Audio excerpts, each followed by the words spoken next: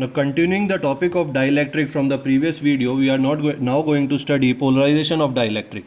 Let us say that we have a dielectric slab which is kept in an external electric field.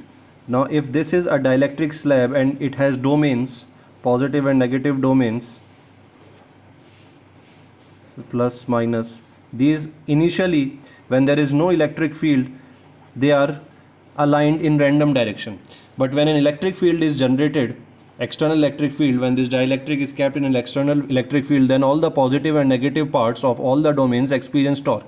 This causes them to align in a certain direction. So when dielectric is kept in electric field, then in a sufficiently strong electric field, and after some time all the domains will align like this in a unidirectional way. If this is the direction of electric field, then all the positive part of the domain will be in this direction and the negative part of this row of domain will be in this direction. Now each dipole, since each domain behaves like a dipole, this negative charge will have a positive here. This positive causes a generation of electric negative charge on this domain and positive, and so on. So if we see that these pairs cancel each other's polarity, so this positive cancels this negative and this positive cancels this negative, so each pair cancels each other, and eventually what we are left with is only surface charge which remained not cancelled, like this. These were not cancelled, all the other pairs were cancelled, so what we have is a dielectric, and this dielectric is called polarized dielectric. Now as we can see, all charge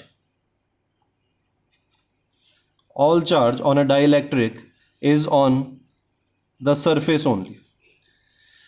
Now because of this charge, because of the surface charge, there is an electric field which is generated inside. Now the electric field is always from positive to negative, so inside the dielectric, the direction of electric field will be like this. Let us say it is EP, P for polarization. So due to polarization, the electric field inside the dielectric is EP in this direction and the external field is in this direction. So the net electric field will be equal to E minus EP. Now it is important to remember that EP is always less than E. We need to remember this at all the time. Every dielectric has a dielectric constant which is denoted by K. So we can say that E net equals to E minus EP equals to E upon epsilon R. So this is a formula you should always keep in mind. Epsilon R is the relative permittivity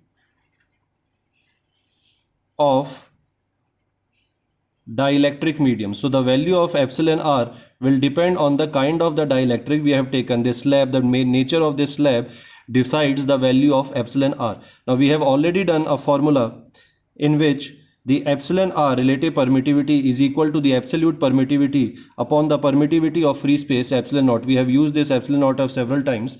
So this is another formula that we should keep in mind. It is useful in solving many questions. So these two formulae, they are very important for this point, for this chapter.